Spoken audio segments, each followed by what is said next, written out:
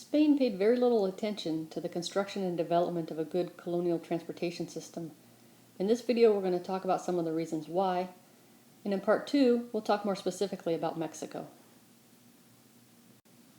In pre-Hispanic Mesoamerica, transport was done either by human porters or by canoe or raft, all of which of course greatly limited the possibilities of large regional markets or economies of scale.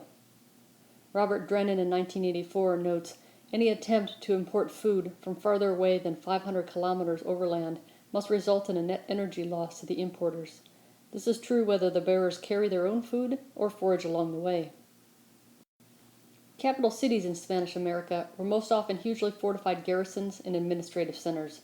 They were located in places that weren't favorable to an efficient transportation system. For instance, they were often on elevated plateaus to escape tropical diseases, as well as to protect New World markets from foreign incursions. Unfortunately, this also made transportation between the coastal ports and the highland cities much more difficult.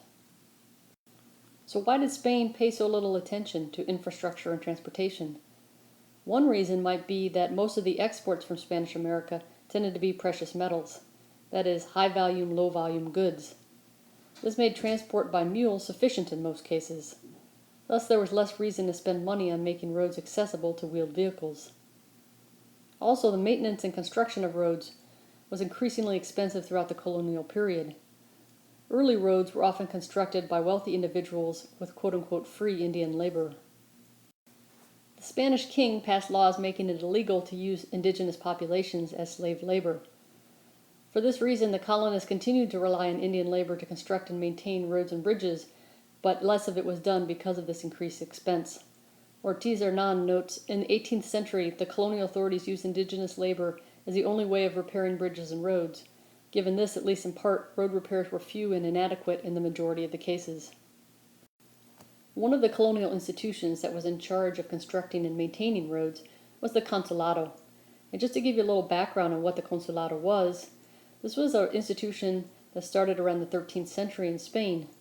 It was a maritime tribunal and guild involved in the protection of property rights, ships, and cargo against piracy and other depredations.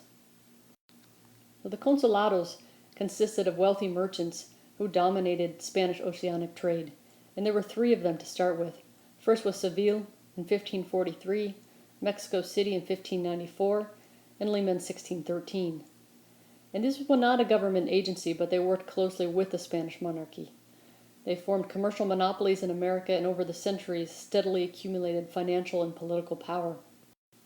The colonial consulados in Lima and Mexico City functioned as commercial tribunals, sometimes tax collectors, and they were in charge of construction and maintenance of roads.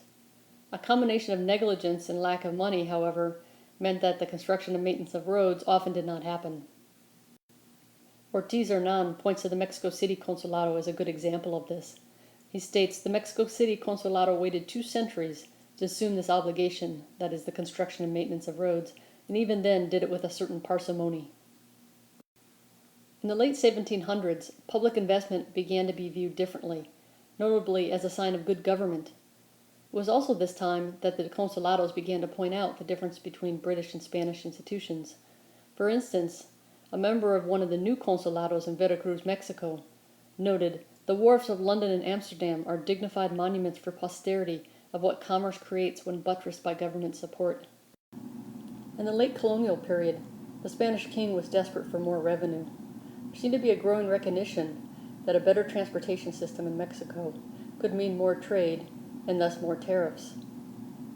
To increase the efficiency of the transportation system, the king created new consulados and entrusted them with the construction and maintenance of roads in their regions.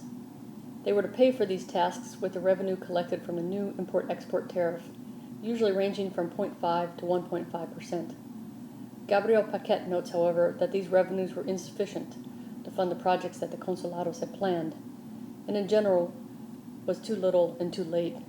The end of the colonial period was nearing.